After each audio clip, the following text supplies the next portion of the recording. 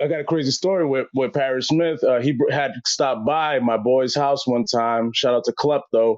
And he brought a beat from him. And we were just randomly playing him some stuff. And like, he's like, yo, what is that? And he just like freestyled on something that we had. My man still got it in the file thing. Maybe it'll come out of the archives one day, Dope. Yeah.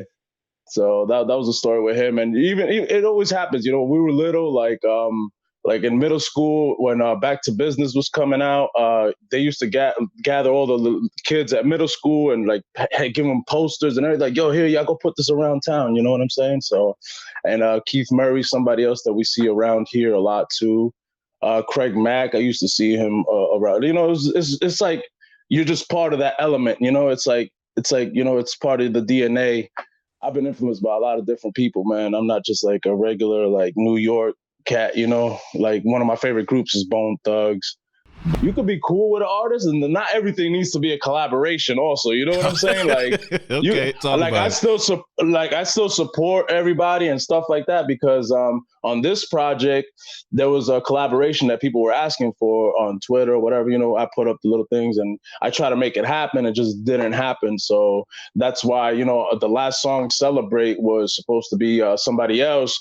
I just went to Obed with it since we're already going to be working on something. I was like, yo, just jump on this. This is going to be a great introduction to our Sons of Morazan project. And let's build from there. I dropped a single with Skip the Kid. Shout out to him. Shout out to Skip, man. I've been meaning to talk to him and get him on at some point, man. It's just, I know we run in a similar circle. So definitely got to reach out to Skip when the time is right. We actually got something cooking, brewing. So that'll be dropping soon. Yeah, that'll be dropping soon. So I dropped a single with him in Halloween and January. I try to submit it to blogs and playlists and all this shit. And they were telling me, they were like, yo, this song's too old. I get it. Everybody wants to be current and jump on what's the wave for the week. But man, that shit blew me away. Like, I was like, fuck,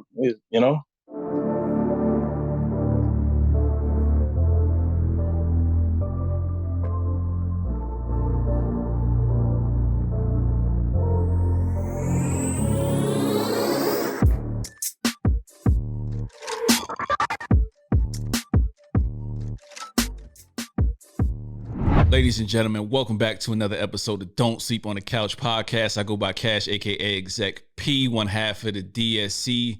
If you're looking at this screen, stranger, you're listening and you're listening further, you know by now, Prez is not here. Prez decided to, change his flight. He was in Iowa this week for work. I think he was in Iowa for his side family. Who goes to Iowa for work?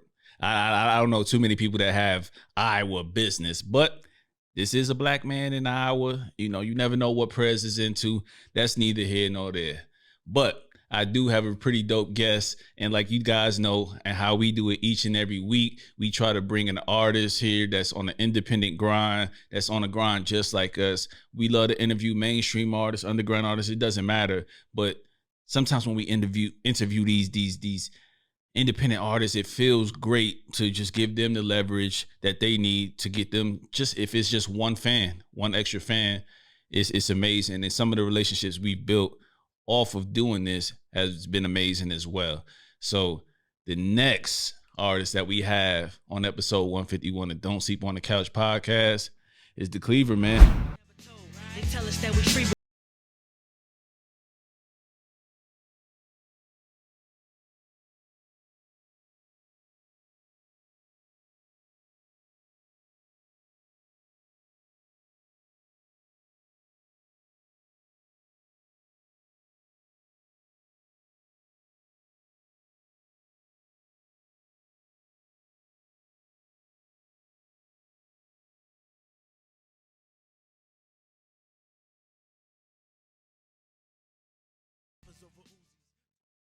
Welcome to the show.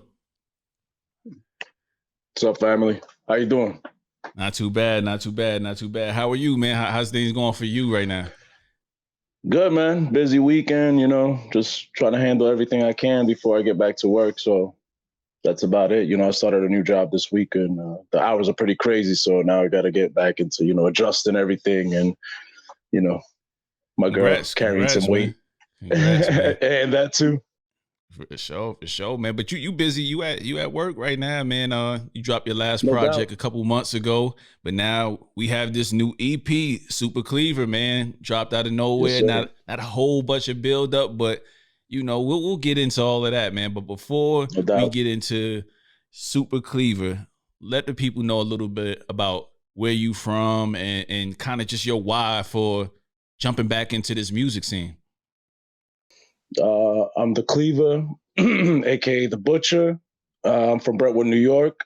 Been at it for about off and on for about 15 years. And I really started really going back hard. Like I took like a little hiatus between 2010 and 12 maybe, and then I just started recording again in 2012 to get back. 2014, I haven't like really stopped. Like I've tried and be as consistent as possible, even if it's not every year or whatever. Even if it's a single here and there, I've been sprinkling them out, and I'm here, man, and I'm just glad that I found like people that have connected with it and actually give me the ear and just giving me that listen, and support. For sure, man. So, growing up in New York and Brentwood to be specific, man, like, who are some of your early influences? Is it guys just that you grew up around or just some of the artists from the city and outside of it? Like, what are some of your influences? Well, as you know, Long Island has a rich history in hip hop. In the '80s, like some of the mega stars that people should be studying and stuff like that are from Long Island. Like the God MC, kind of like Kim. switched Yes, up. sir. Yep, switched up the flow and everything. Like he took it to the next level. EPMDs from my town. When growing up in middle school. I used to see him around. I probably saw Parrish Smith not too long ago. Like, he was at Boston Market out here, but he was eating. I didn't want to bother him, but he looked at me since we've crossed paths before. And he just gave me the head nod. And I was like, yeah, I know who you are, because I got a crazy story with Parrish Smith. He had stopped by my boy's house one time. Shout out to Klepto. And he brought a beat from him. And we were just randomly playing him some stuff. And like, he's like, yo, what is that? And he just like freestyled on something that we had. My man still got it in the file thing. Maybe it'll come out of the archives one day, Dope. Yeah, yeah. So that was a story with him, and even it always happens. We were little, like in middle school when Back to Business was coming out. They used to gather all the kids at middle school and like give them posters and everything. Like, yo, here, y'all go put this around town. You know what I'm saying? So, and Keith Murray, somebody else that we see around here a lot too. Craig Mack, I used to see him around. It's like you're just part of that element. It's like it's part of the DNA. But as far as influence go, I've been influenced by a lot of different people, man. I'm not just like a regular like New York cat, Like one of my favorite groups is Bone Thugs. But before getting into that, like my older cousins, the one who really put me on to like, hip hop and stuff like that. Cause, growing up in a Spanish household, you just hear the Spanish romantics, merengue and stuff like For that. sure, So man. I know that all too well. All too well, yeah, man. I got a so little brother so that's half Puerto Rican. Okay. So I'm like, man, like, it didn't fit me, for some reason I felt out of place still. Like, all right, this is cool, whatever. But I'm like, yo, so once I heard like Das Effects and like, Naughty by Nature and, Onyx, like tapes like that my cousins put me on to. And they had also Ice Cube, Eazy-E. What's crazy is one of my cousins was into the Eazy-E and my other cousin was into Dr. Dre. So they was both playing the diss tracks and they would like dub me the cassettes. And, I would have to hide them also from my mom because I didn't want her to hear that, especially something like The Chronic. They had some crazy shit on there. For sure. Yo, just naming some of those names in New York and just the city and just New York in general has such a rich history. A lot of the times, Long Island, Staten Island, for the longest amount of time and still to this day, even Buffalo, like if it's not in the city, people tend to leave that part of New York's history out of it. You know what I mean? But this next question, man, is really, really from my man, Prez, man. Just really let people know that like we don't really have a bias being from New York. Like we love everything if it's dope shit. You know what I'm saying? Like I think New Yorkers get a bad rap for just staying in their bubble in New York. Yeah, it's definitely a stigma, and now it's like run into the ground, especially on social medias and stuff like that. It's super ran into the ground. Like, I'm not gonna lie that I was rocking with everything and all that snap music like in the mid 2000s. Believe me, man, there's been times where I just stopped listening to hip hop. Period. Like, this For that sure. snap history. I messed with Little John. Little John had some things but some bangers and stuff, but like the mid 2000s, I kind of like fell back a little bit, and like that whole 6ix9ine era and all this drill music, like in the early 2010s, like I wasn't like that's what kind of make me fall back, because at the time when I was recording my stuff, even some people that I knew would be like, man, that style is like, not Played not out. not It's not. played out. Yeah. They'll be like, yo, do you really want to keep doing that? You should jump on this beat. Even leading up to my solo release, my first solo album is it's called Before the Storm. I recorded it like all 2015, and I dropped it 2016. February 2016 was like my first original solo project, album, studio album. And I kind of try to mix it up in there, but I still sprinkled my originality. And some people would hear that and they'd be like, nah, man, you should get on trap beats, do this. That style is ancient. It's not gonna happen. But I still stuck to my formula, and that's what I do, man. Yeah, I'm glad you did, man, because I too, I don't want to inject myself, but I have to relate to what you're saying. Like, as I'm going through it and making music again, it's kind of difficult to, like, I'm 10 months from being 40, man. You know what I'm saying? Like, it's just certain shit I just can't talk about and I can't feel in my soul. So if I don't feel it in my soul, Yeah. people listening, I feel like not gonna feel it either. So I'm glad that you didn't divert and continue to make the music that you love, because it's gonna resonate with who it's gonna resonate with. But if you try some different shit and it ain't you, you'll feel disgusted at the end of the day. Well, what's your take on that? Well, I've experimented on there. I think I had a track. What's it called, man? I'm trying to remember what's it called. I had a track on that Before the Storm that was, and I did it. I rolled the shit out of the beat. I don't give a fuck. And they easy I'm always too. It's easy. Yeah. Yeah, the thing about me is that I always kind of adapt my style. So that's kind of like, how the name The Butcher is kind of, because I could chop up any region and it makes up me, because that's how I came up with, man. Like, like I said, Bone Thugs, one of my favorite groups. Like, man, UGK, like, Pimp C was somebody, that was great to me. You know what I'm saying? The West Coast, of course. I love G-Funk, man. Goody Mob, Outkast, especially like in the 90s, their albums were so deep, man, and they like, opened the mind up. Like, it's definitely some knowledge out there, like, that I enjoyed. So, but I'm trying to go back to what the question was. But yeah, man, like, I don't mind experimenting and stuff, but I'm not gonna stick to any formula that's out or that's popping at the moment, because I know that's always gonna pass. I mean, this is what got me. I'm really amped up in these past few years, probably from like 2017 onward, is that, the essentials started coming back into the picture of hip hop.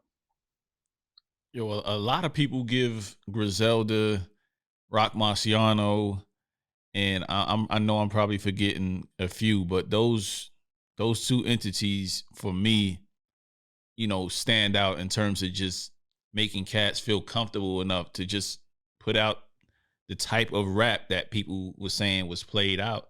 You know what I mean? Did that encourage you, those camps, or anybody else encourage you to just, yeah, I'm on the right path, I'm gonna keep doing what I do? Probably like something like I think it was Rosebud's Revenge 2.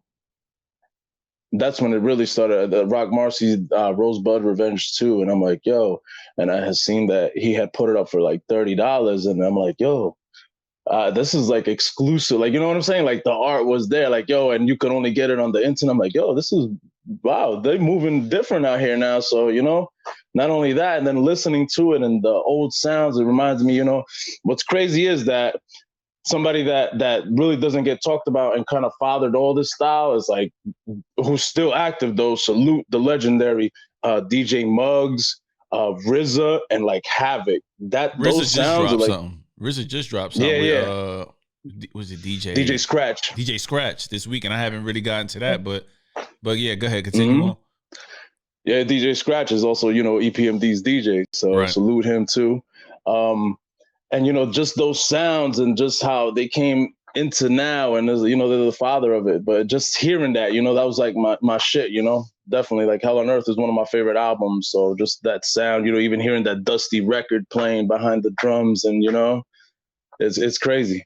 But one thing I'm really not a big fan of is like kind of like the drumless stuff. I'm not really a big fan of that. Like, I need some drums in there. Like I could probably tolerate it a little bit, but I can't take whole projects like that. Yeah, that's difficult, man. And I love Rock Marcy, but it is a difficult listen. And we've covered Rock Marcy ad nauseum on here. And one of the things Prez and I kind of discussed is like, damn, if you don't have no tempo changes, no switches, no drums, like it's hard. Even though we like rock, you know what I mean, and what Griselda does as well. It's a hard listen at a certain point when you don't have that. But there's a lot of people on both sides of the fences. But that's neither here nor there, man. But let's get into the latest project, man. Let's get into the latest project. No doubt. So before we begin, man, just break down the artwork and just some of the people you work with on this project. So as far as the artwork, it just came from the person that made the beats was DJ Supa Dave. He's from Brentwood. He's been in the game a long time too. Back in the days I used to hear about him and all that, and I'm like, man, I never thought that I could link up with him, and he also has like a pretty solid resume, and he reached out to me when I dropped the Underground Crown, and he was like, if he could remix the Used to It with Noir.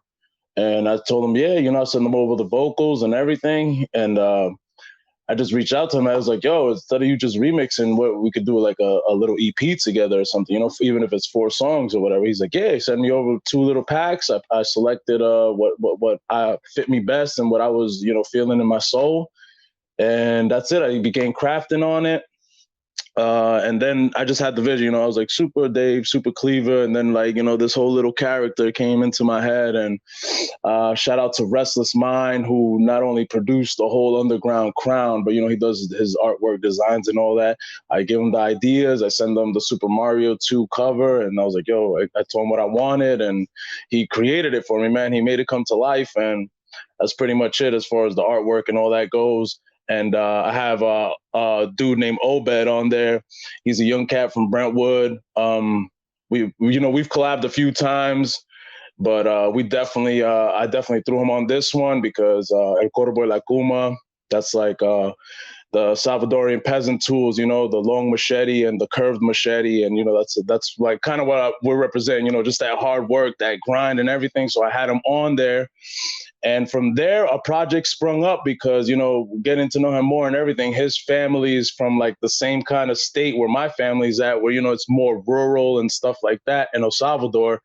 And so we're going to make a project, hopefully coming out the end of this year. It's called Sons of Morazan. Heavy is the head, that's what many say. They just hunch back and won't stand straight. Spineless, can't even handle the weight. Take a bite out the rotten apple to see how it tastes. Spit the worm out, spit that dirt without no delay. Strictly for the underground, my script never changed. That's just how they like it. Booth is in my top 5 vices, therapeutical habit. Taking a chance just to write this. Expanding politic on the prices. I'm on the upswing from the hard work and preciseness. No need to drop every month. Quiet storm brewing in silence. I try to teach calm, but all the respect is violence. Violate, beat you violent, fly away. It's my low tolerance. Can't stand by any time of the day. Yeah, I love the sound of that, man, because kind of from what you're saying and other artists that we've interviewed here so far in 2022 and late 2021, everybody's been like really talking about collaborating more and more importantly, dropping more in 2022 as opposed to what they've been dropping in the past. So I'll say this, man. My next question would be, you drop. But let me add on to that too. But Gotcha. one thing too, like you could be cool with an artist, and not everything needs to be a collaboration. Also, you know what I'm saying? Like, okay, I still support everybody and stuff like that, because on this project there was a collaboration that people were asking for on Twitter or whatever. I put up the little things and I try to make it happen. It just didn't happen. So that's why the last song, "Celebrate," was supposed to be somebody else. But in Clutch, I just went to Obed with it, since we're already going to be working on something. I was like, yo, just jump on this. This is going to be a great introduction to our Sons of Morazan project, and let's build from there. So that's how I'm saying, but I still support the artists and I think they and their music and everything, personally, and their music. But, sometimes shit doesn't happen or pan out, and that's what it is, Not everything needs to be a collab for you to support and absolutely like the person's music. On that. Because sometimes, it could sound good on paper, you know what I mean? But it could be like the Lakers, you know what I mean? Sound good bringing Russ to the Lakers, but then it could be a total catastrophe, when it comes time on their work ethic or just a lot of different things. The business don't be right. It doesn't align, yes. Sometimes it doesn't align or whatever the case is, Right. Or like you said, like them fights, you have a fight, you're like, yo, this shit on paper is looking good. And then you order the pay-per-view and you're like, man, that shit was a waste of money. Pretty much. Pretty much, man. Pretty much.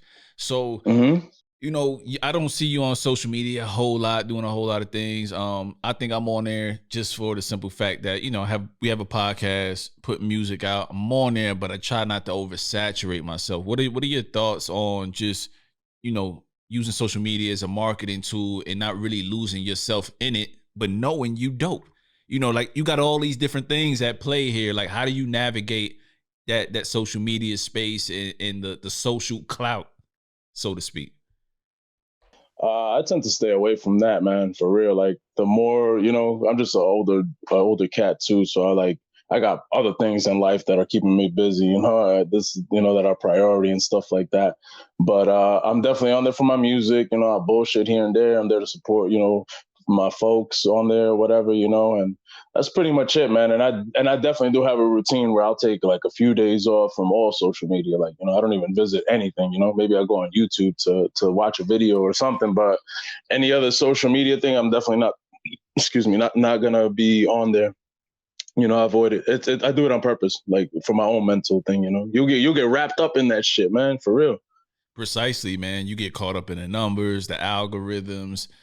This person didn't retweet me. It's just stupid stuff. It's stupid stuff that you get caught up. And just like scrolling and, you time will fly and you're like, oh shit, I had some shit to do, Yeah, I had some real life shit to do. Or if I was working on music, I'm not, you know what I mean? I feel like the time I'm spent on there, I'm not actually working on something or pursuing whatever I'm personally into or spending time with my family for that matter. So, try to be a good balance. Yeah, I never sacrifice my family time for nothing. You know what I mean? Not work, not nothing. That's why, my main goal is, music is like, and behind me on my back, but what I have in front of me is like, I'm definitely trying to get like my own like little business going, something that I could pass down, who knows, maybe my sons don't want to go to college or whatever. They could pick up where I left off or whatever, All right. So I wanted to talk a little bit about your previous project, because just the time didn't align for us and just so many different episodes and stuff like that. By the time we got to you, when we do have people on, we want to actually listen to your music, absorb your music, not just have you on because you have X amount of followers or everybody's talking about it. We just want to give a good interview. You know what I mean? So your previous project, it did pretty well. And as I'm listening to it now, it's like, damn, this shit is really good. But appreciate you, man. No doubt. You recently said something. That's my heart right there. Hey, and it sounds like it, man. Like it's just, I could tell when you're very meticulous, beat drops, certain sayings, it just sounds on point the entire way through. You know what I mean? So do you feel like, kind of going back to the social media question, and now, like, you recently made a statement, and correct me if I'm wrong, in terms of just you don't feel like it got the respect or the recognition it deserved. Can you expand upon that? It definitely could have been pushed further. It could have pushed. It could have pushed further, definitely. But at the time, it was because I was about to release something. I was like, man, like I feel like because I reached out to certain people, and I went crazy trying to promote it. Just myself. Took a lot of my time and everything, and money. Not only time, but also money behind it. And some people didn't even have the courtesy to give feedback on it or whatever the case is. But it is what it is. It definitely could have been further. I appreciate those that rocked with me. And man, even the other day, some people brought the CD of it, and it's just to me, it's a great project. I love it. And definitely, I just think it could have been further. And that kind of bothers me because, it only dropped like 7-8 months ago. But in this era, it doesn't work like that no more. Like that should have been gone. That should have been gone in a split second. Like I dropped a single with Skip the Kid. Shout out to him. Shout out to Skip, man. I've been meaning to talk to him and get him on at some point, man. It's just I know we run in a similar circle, so definitely gotta reach out to Skip when the time is right. We actually got something cooking, brewing, so that'll be dropping soon. Yeah, that'll be dropping soon. So I dropped a single with him in Halloween and January. I tried to submit it to blogs and playlists and all this shit, and they were telling me, they were like, "Yo, this song's too old." I get it. Everybody wants to be current and jump on what's the wave for the week, but man, that shit blew me away. Like I was like, "Fuck," I was like 2-3 months ago. 2 months ago, and they're telling me now that's way too old. Literally, that's what the guy said, and 2 was capitalized, way too old. So, what if they never heard it? How is it old? That's crazy to me. Exactly. They were just going by the date of release, and I guess what their platform's based on, or whatever the case is. Hey man, to each his own, man. But you and I could tell we from the era where like you worked the record for months and months and months and months. Yeah. And it's probably been bubbling in the club scene or in the streets, you hearing it in people's cars, and then it finally gets to the mainstream. Nothing like that happens overnight in terms of music popping. So it's crazy that, but again, these fly by night, websites or curators of playlists, it's a little bit different, man. So that's what kind of had me about that, as I'm about to switch, and I'm like, man, this project could have done better, but I'm glad that everybody that's rocking with it and still plays it. I know a lot of people reach out to me like, yo, this shit is like, yo, this shit got longevity. Like, it's something you can go back to. Like, you can it has replay value. So that I'm happy with that, and everybody that fucks with it, I appreciate it, man, for real. Everything that I drop, that's like my main focus. Like, yo, I hope they keep coming back to it, or even because I'm number one, so I'm like, yo, I want to make something that I want to hear, that I relate to, and that I can keep playing. You know what I'm saying? So, but for this era, I think I'm going to switch it up. And I've talked to a few people, and for now, I'm just going to keep it EP. I think it's better for this era, and it's easier on me. I've knocked out 4 songs here with this guy, and I'm just exclusively with certain producers. Yeah, I think that's the new wave, man. I think if you want to make an album, the people have to really demand it, and you have to really feel that's the path that the releases are leading up to. If not, if you don't feel, 100% about a full album, 10 songs or so, you know what I mean? Then just the EPs, no, 10 songs is decent, but like people, like certain people, I know that, 15, 20, I don't know. That's like out the door now, It's ancient, right? It's ancient in today's age, man, is to put 15. And even if those 15 songs are still coming in at under 40 minutes, like you have a limited amount of time of attention span.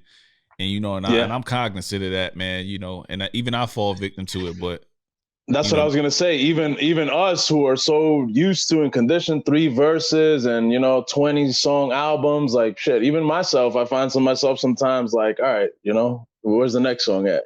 Like I want to move past this one already, You done list for troubles abroad, when at home is the real war.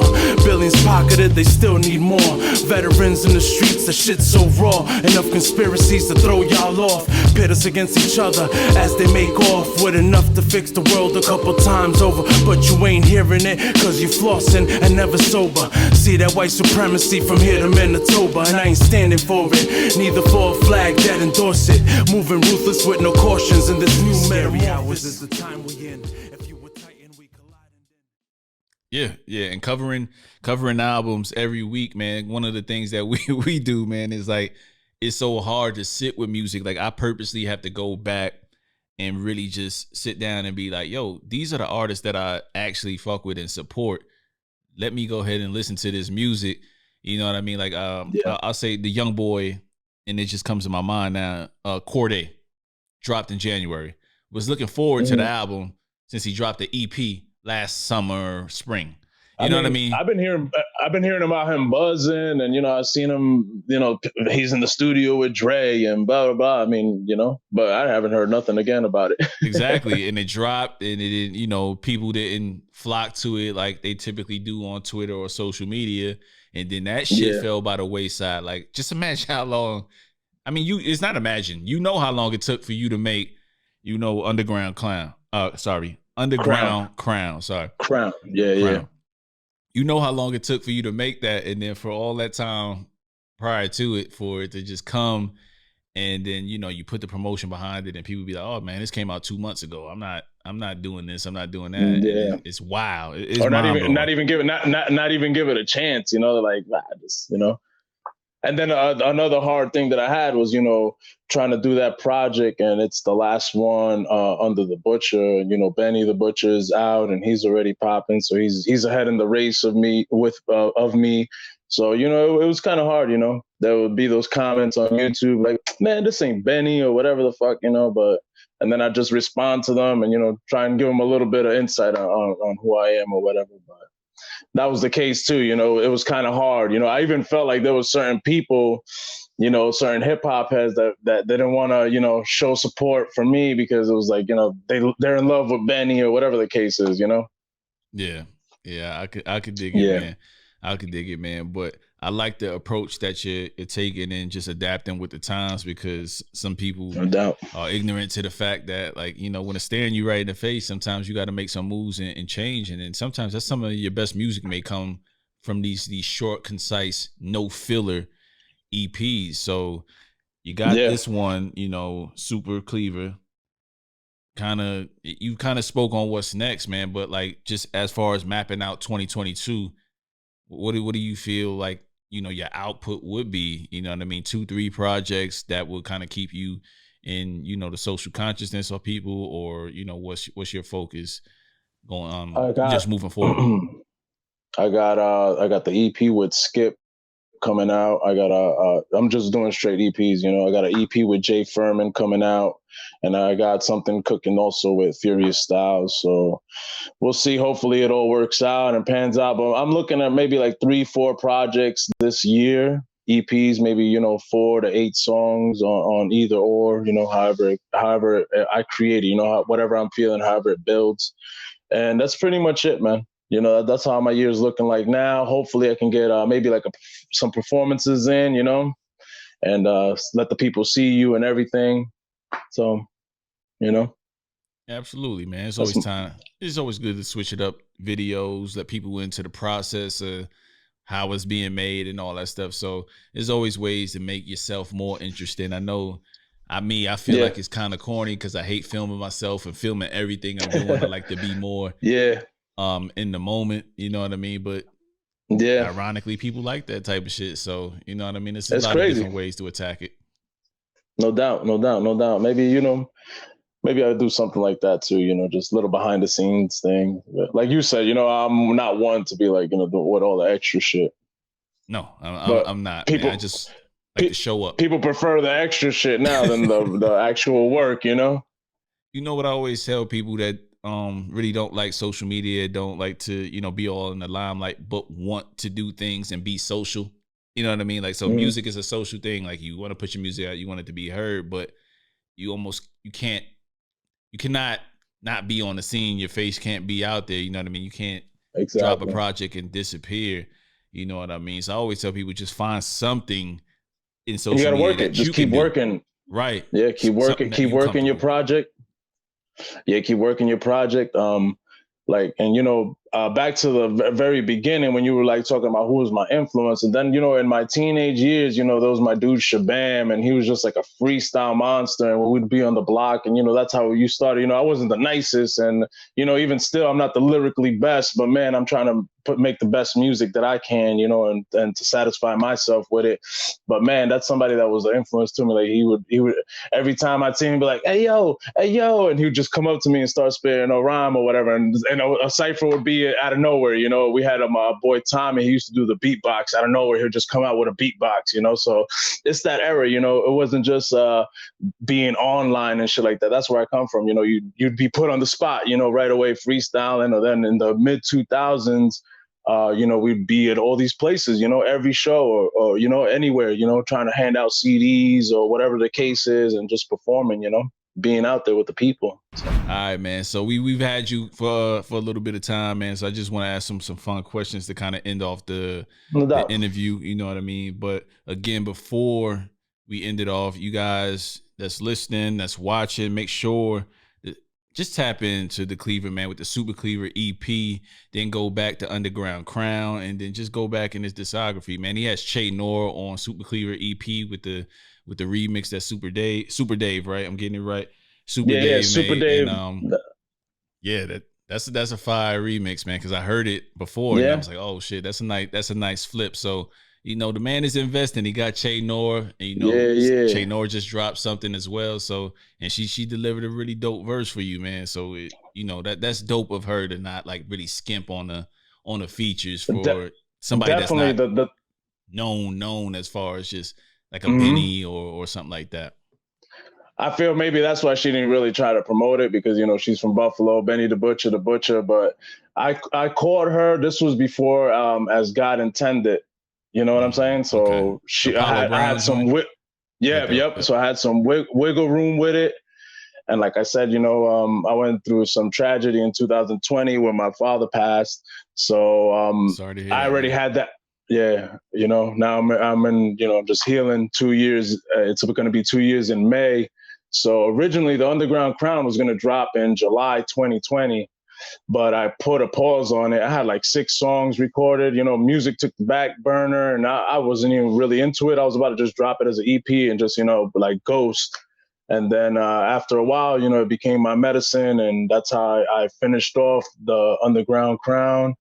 And Rain was the last record I did for it, and it took me some time to even finish up the second verse. But I got it done and made it happen. I also had Afro on there, All Flows Reach Out. I'm pretty sure you probably heard about him, and he's known in the underground too. So I did have those I guess underground stars on my album, and hopefully in the future I'm looking to collaborate with maybe like Ty Farris and somebody like that, on a project. Yeah, shout out to Ty Farris, man. Eventually, man, I gotta reach out, man, because he just dropped one, and I forget the producer's name with, I think I Am Fox. I'm probably something like that. Yeah, Trox or something like that. Trox, yeah. They just they were on my man Marquise's podcast, THCC podcast, man. And dope interview, shout out to him. Shout out to Marquise, man. Yeah, he always showing love, man. He'll do a review. No matter who you are, man, if he likes the music, he'll do a review and give you 10, 15 minutes of his time. So, yeah, definitely go out and support him as well. No doubt. We did a live review on my album with him. So I was blessed for that opportunity. There's also Powerful Impact, the media. Shout out to them. Shout out to Slack and E Major, the brothers across the pond with the Man Knows Hip Hop podcast. It's bubbling, and I'm glad to know these people and just, interact with them, and, that they salute me too. And it's a pleasure, man. And I love what's going on. I love the underground shit forever. Dope. Got to put you on the spot, man. So I'm going to keep it to the islands, the Long Island, Staten Island, wherever you want to go, man. Give me 5. Give me 5 You got to make some difficult cuts, but give me 5 MCs that you just taking with you in the battle against any 5 MCs in any of the other boroughs. Whew. Damn. Oh man. And they have to be from New York now too, right? Hey man, Staten Island, Long Island. What I'm trying to keep it to where you from, man. So we could get those guys some promo. Cool. Definitely. I mean, with no status, no none, I would have definitely Rakim. Maybe like 88 Rakim. Okay. You get specific with the year. Got you. Yeah. Let me see. 88 Rakim, 96 Prodigy. Damn. 99 Ghostface. Oh man, this is hard, bro. This is really on the spot. Yeah, it's difficult, man. It's difficult when you gotta think about it. Cool G Rap. You can't even put a time frame on that man. That man is just a beast forever. Salute the Godfather, man. And he got something that just dropped too recently as well, man. So that I got 4 so far, right? Yep. I got 4. And definitely 98 Big Pun. 98 Big Pun. Oh, you said from the islands, but you said islands. But I was gonna let it rock. We could open it up to New York. Mm-hmm. Okay, so that's it. 98 Pun, Cool G Rap, 2000 Ghostface, 96 Prodigy, and 88 Rakim. But yo, man, I want you to plug any last thing like social media. Where can they find your music, and just really spell it out for everybody before we let you go. Okay, I'm mostly on Twitter, so Twitter handle, DA_CLEAVER. Instagram, DA_CLEAVR631 on that.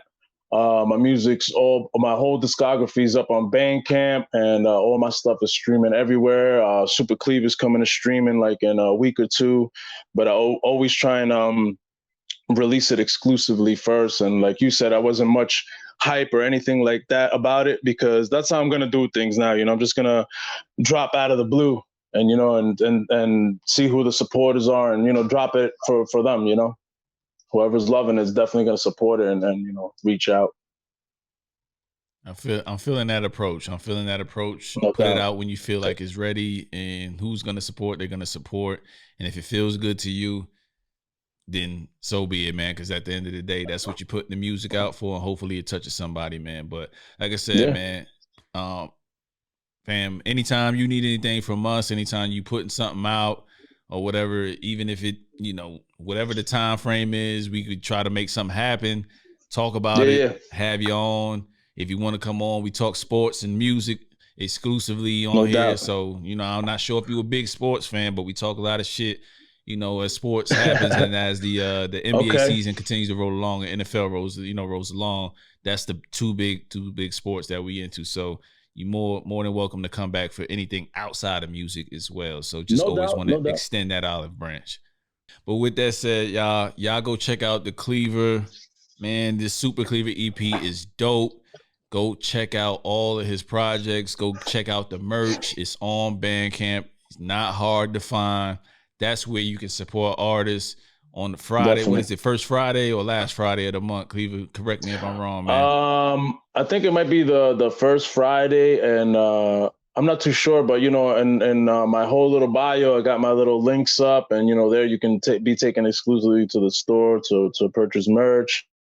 I also got the vinyl for Underground Crown is going to be shipping later in the year, but it's still up that, people can purchase it. And I want to give a big shout out to everybody that supported me and helped me push, because I had gotten with a company to that you needed 30 pre-orders for them to start pressing. And, I was able to achieve that goal.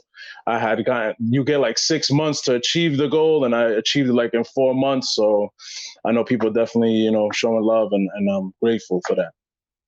Absolutely, man. That's fire, man. So again, y'all support Bandcamp first. You can give any amount of money you want for the album. or taste test. Go taste test. Go out on whatever streaming thing you do first, and if you feel as so inclined to support, do so. Whether it's sharing, whether it's buying, it all is the same. We, us creators, we welcome it. We welcome it. So, please, man, thanks for your time, man. Like I said, if you need anything from us, just holler, man, and we'll definitely try to make it happen. So don't be a stranger, my guy. No doubt. Likewise, bro. Much love. The show. Hey, people, this is episode 151. I'm Cash, a.k.a. Exec P, and the man that I'm interviewing is the Cleaver that has some hot shit out there. Y'all go check him out if you love that good feeling hip-hop. This is your pick, man. Y'all know we don't have people on here that are whack. We don't have people on here that we don't really rock with. We rock with the music, man. Keep doing your thing, man. Episode 151, we out.